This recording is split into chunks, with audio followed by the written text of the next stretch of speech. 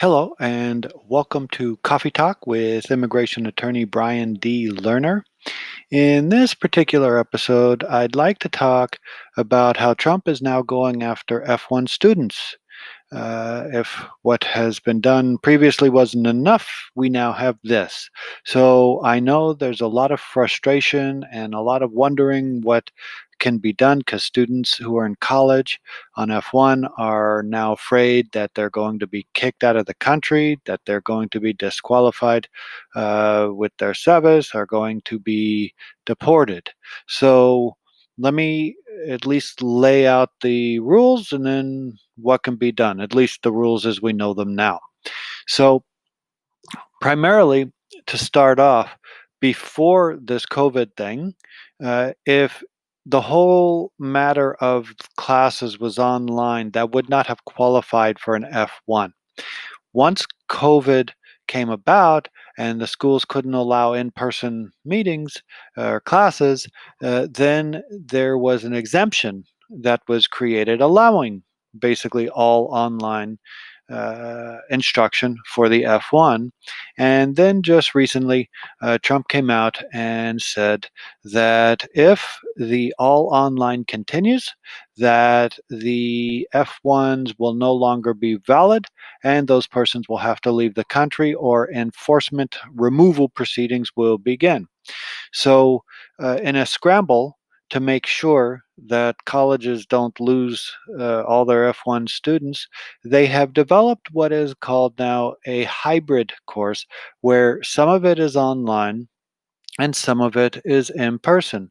So, the issue as of yet is how much of it is required to be online versus how much of it is required to go in person, and what is the hybrid exactly? Does it mean if there's a full load, let's say 16 units, that 12 units can be online and 1 unit or 3 units or 4 units can be at school?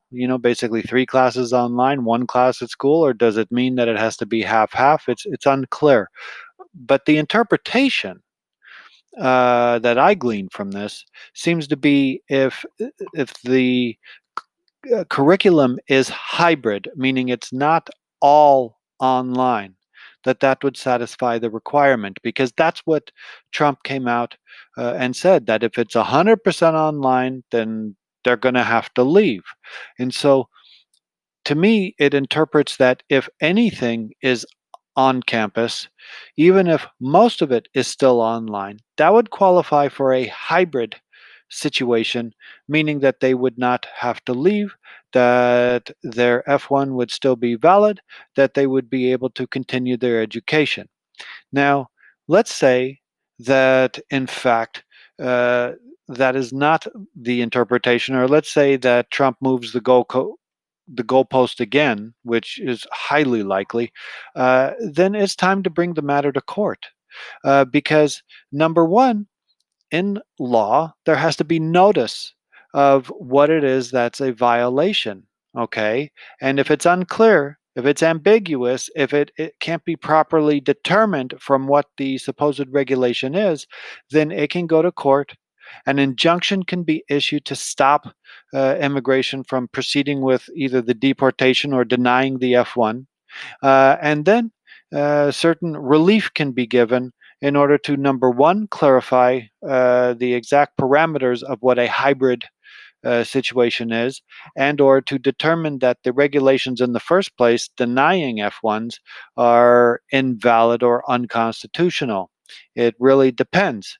And so that's one option for the court. There's lots of other options too. Like, for example, they were given the exemption based upon COVID. COVID obviously still exists. It's getting worse. There doesn't seem to be any rational reason to deny the exemption at this point, other than to be punitive against the students, which Trump has a history of being punitive against anybody who's an immigrant. So there's already been very high profile cases that have been overturned against Trump because basically he made the decisions that were arbitrary and capricious. And so there are a lot of avenues that can be taken, but at a minimum, if you didn't want to go to court, just make sure that it's a hybrid situation, and just make sure that at least something is on campus during the semester. There's also the issue of after Thanksgiving, if it can all be moved to online, depending on how the COVID situation is at that time. And there doesn't seem to be anything against that. So it might only be a couple months that you would have to go on campus. It's hard to say at this point. So that's the rundown. I know that a lot of people are scrambling and scared that they're, going to get deported and so forth. But if you take a step back, take a deep breath, and look at the regulations of what needs to be done, it can all be done. And I know that school administrations all over the country are, number one, already suing the Trump administration, but are developing these hybrid curriculums so that the students will still be able to continue their education. So everything's being done. If you have questions, definitely give my office a call.